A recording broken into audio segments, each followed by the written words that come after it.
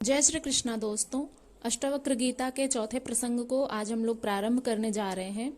तीसरे प्रसंग में ऋषि अष्टावक्र ने राजा जनक से जिन 14 प्रश्नों को पूछा था उनका उत्तर राजा जनक इस चौथे प्रसंग में देंगे। तो चलिए प्रारंभ करते हैं और देखते हैं कि राजा जनक ने क्या उत्तर दिया है ऋषि अष्टावक्र जी के पूछे गए प्रश्नों का। तो पहला सूत्र है इस प्रकार से, हंतात्मज्ञस्य धीरस्य खेलतो भोग लीलया न हि संसारवाहिर्कैः मूढ़ैः सह समानतः। अर्थात अब राजा जनक गुरु द्वारा पूछे गए प्रश्नों का उत्तर देते हैं जिससे उनको हुए आत्मज्ञान की पुष्टि होती है। राजा जनक कहते हैं, हंतात्मज्ञस्य धीरस्य खेलतो भोग लीलया। अर्थात हंत आश्चर्य है, भोग विलास के साथ खेलते हुए आत्मज्ञानी धीर पुरुष की बराबरी संसार को सिर पर ढोने वाले मूढ़ पुरुषों के साथ कैसे की जा सकती है। ऋषि अष्टावक्र जी द्वारा पूछे गए प्रश्नों का उत्तर जनक सारगर्भित रूप में 6 ही सूत्रों में दे देते हैं। वे कहते हैं कि ज्ञानी और अज्ञानी द्वारा किए गए कर्मों में अंतर होता है। ऋषि अष्टावक्र जी जब प्रश्न किए थे तो उसका उत्तर राजा जनक यहाँ पर कहते हैं कि जो अज्ञानी होते हैं और ज्ञानी होते हैं उनके कर्मों में अंतर होता है। अज्ञानी में अहंकार होता है और वह सभी कर्म अहंकारवश अपने को कर्ता मानकर करता है, इसलिए वह कर्म फल का भोक्ता होता है। ज्ञानी में अहंकार नहीं होता है जिससे वह कर्तापन से मुक्त हो जाता है। इसी कारण उसके द्वारा किए गए कर्म स्वाभाविक होते हैं जिससे वह कर्म फल का भोक्ता नहीं होता है। क्योंकि जो ज्ञानी पुरुष होते हैं वे कर्मों में आसक्ति नहीं रखते हैं और इसलिए कर्म के बंधन कर्म के फल उन्हें नहीं बांध पाते हैं। लेकिन वहीं जो अज्ञानी पुरुष होते हैं वे कर्म फल की इच्छा से ही कर्म करते हैं, जिस नाते उन्हें कर्म के फल बांधे रखते हैं। तो वे कर्म फल का भोक्ता भी होते हैं, लेकिन ज्ञानी पुरुष कर्म के फल का भोक्ता नहीं होता। वह सभी कर्म ईश्वरीय कर्म समझकर करता है। अज्ञानी सारे कर्म अहंकारवश अथवा वासना एवं भोग की अभिलाषा से करता है, जिससे वह कर्म फल का भोक्ता बनता है। आत्मज्ञानी इनका साक्षी हो जाता है, क्योंकि आत्मज्ञानी को पता चल जाता है कि ये जो संसार में जो कुछ भी कर्म हम लोग कर रहे हैं वो सब कहीं ना कहीं हमें बांधते हैं। तो इन कर्मों को वह ईश्वरीय इच्छा समझ करके करता है, जिस नाते वह कर्म के बंधन में नहीं बंधता। लेकिन जो अज्ञानी होते हैं उन्हें इसका पता नहीं होता है कि कर्म के फल उन्हें बांधे हुए हैं और वे कर्म के फल के बंधन में बंधे हुए रहते हैं और इस संसार के भोग वासनाओं में ही लिपटे रहते हैं। तो इस नाते वे कर्म फल के भोगी बन जाते हैं। अज्ञानी जो होते हैं वे सारे कर्म अहंकारवश अथवा भोगना या फिर वासना इन्हीं सब चीजों में लिपट करके वे इसी की अभिलाषा से करते हैं, जिससे वे कर्म फल का भोक्ता बन जाते हैं। और आत्मज्ञानी इनका साक्षी हो जाता है। जो कुछ ईश्वर प्रदत्त है उसके भोगने में पाप नहीं है, बल्कि उसका तिरस्कार करना, उसको अहंकारवश त्याग देना भी पाप ही है, उसके नियम के विपरीत है। ज्ञानी कर्मों को स्वाभाविक रूप से करता है, उसकी फलाकांक्षा नहीं होती है। वह निष्काम कर्म योगी हो जाता है।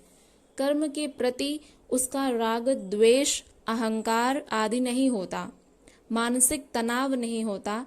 ऐसी कर्म की कुशलता को वह प्राप्त कर लेता है। जो आत्मज्ञानी होते हैं उन्हें कर्म को करने में कोई आपत्ति नहीं होती है, जबकि इस संसार में रह करके हर मनुष्य को अपना अपना कर्म करना होता है। तो यहाँ पर यह अर्थ नहीं है कि जो आत्मज्ञानी हो गए हैं वे कोई कर्म करते ही नहीं हैं। वे कर्म तो करते हैं और वह भी ईश्वरीय कृपा समझकर, उनकी इच्छा समझ करके। जो कुछ ईश्वर प्रदत्त है उसके भोगने में पाप नहीं है, ऐसा समझ करके वे कर्मों को करते हैं। और यह भी कहते हैं कि उन कर्मों का तिरस्कार करना या फिर ऐसे कह देना कि मुझे तो कोई कर्म ही नहीं करना है, इसी बात को श्रीमद् भगवद गीता में भी भगवान श्री कृष्ण अर्जुन से कहते हैं कि अकर्मण्यता को मत प्राप्त हो। हे अर्जुन, तुम अकर्मण्यता को मत प्राप्त हो। तुम्हारा इस समय जो कर्म है वह है युद्ध करना, क्योंकि तुम युद्ध क्षेत्र में खड़े हो। तो इसका अर्थ यह नहीं है कि एक योगी कर्म ही नहीं करता है। वह कर्म तो करता है लेकिन उसके फल में उसकी आसक्ति नहीं रहती है, वह निष्काम कर्म योगी हो जाता है। कर्म के प्रति जो राग द्वेष और अहंकार एक अज्ञानी के मन में रहता है, वह ज्ञानी व्यक्ति के मन में नहीं होता है। उसे कोई भी मानसिक तनाव नहीं होता है। इस कर्म की कुशलता को वह प्राप्त कर लेता है।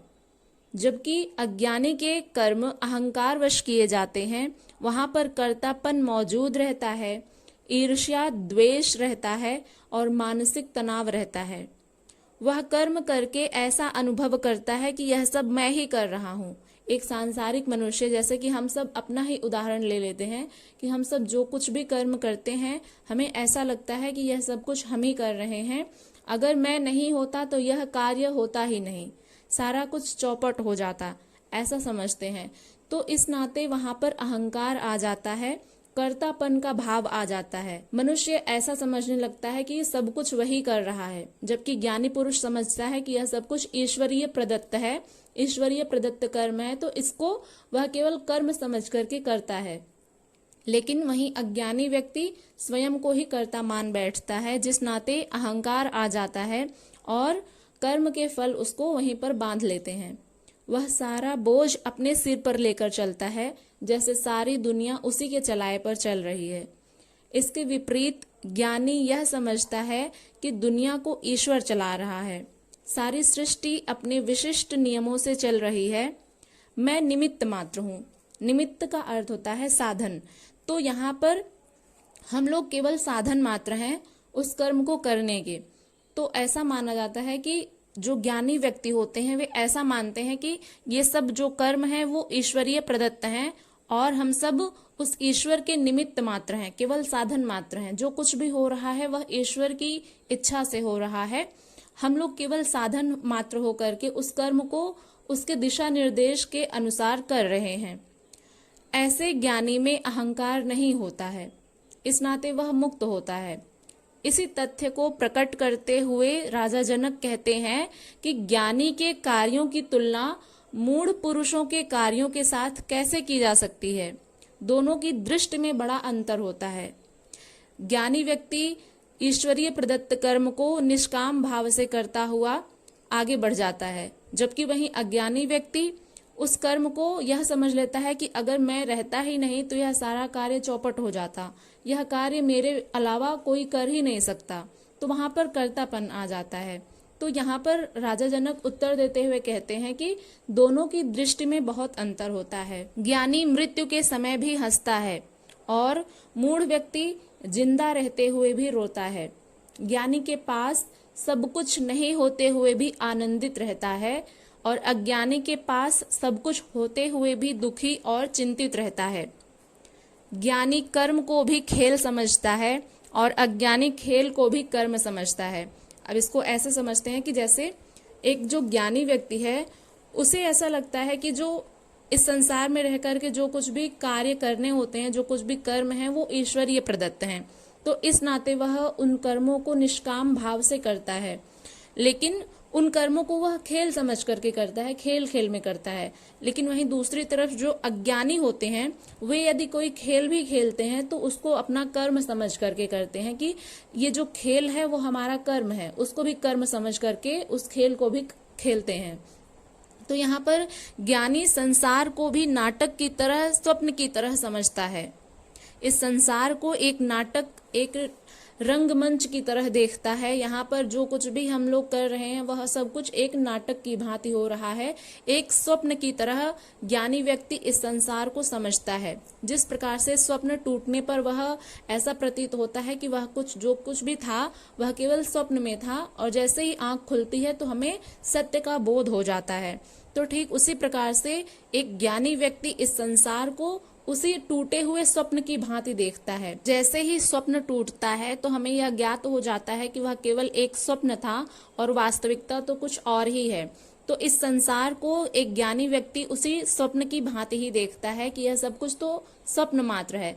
हमें तो उस सत्य का बोध हो चुका है, इस स्वप्न से परे, इस संसार से परे। तो अज्ञानी व्यक्ति जो होते हैं वे नाटक एवं स्वप्न को भी वास्तविकता समझते हैं। ज्ञानी तो संसार को नाटक और स्वप्न की तरह देखता है, लेकिन अज्ञानी व्यक्ति नाटक एवं स्वप्न को भी वास्तविकता समझता है। जो कुछ भी वह देखता है नाटक में, स्वप्न में, तो स्वप्न में एक जो अज्ञानी व्यक्ति होता है उसे ऐसा लगता है, जब वो स्वप्न देखता है तो लगता है कि यह सब कुछ वास्तविक हो रहा है, ऐसा सच में घटित हो रहा है। लेकिन जैसे ही सुबह में उसकी नींद खुलती है तो ऐसा प्रतीत होता है कि यह तो वास्तविकता कुछ और ही थी, वह तो एक स्वप्न था। तो जनक इसी अनुभूति का वर्णन कर रहे हैं। राजा जनक ने बहुत ही सुंदर यहाँ पर उत्तर दिया अष्टावक्र जी के पूछे गए प्रश्नों का। तो आशा करते हैं कि आप लोगों को ये वीडियो पसंद आई होगी। मिलते हैं अगली वीडियो के साथ। इस वीडियो के बारे में अपना फीडबैक जरूर दीजिएगा। चैनल पर यदि नए हैं तो इसे सब्सक्राइब करके बेल आइकन को भी प्रेस कर लीजिएगा, ताकि आने वाली हर वीडियो की नोटिफिकेशन सबसे पहले आप तक पहुंचे। हम लोग इसी तरह से अष्टावक्र जी के वचन और उपदेश को सुनते रहेंगे। तो बने रहिए हमारे संस्कृत साहित्यम चैनल के साथ। तब तक के लिए अपना ध्यान भी रखिएगा। मिलते हैं नेक्स्ट वीडियो के साथ। हरे कृष्णा।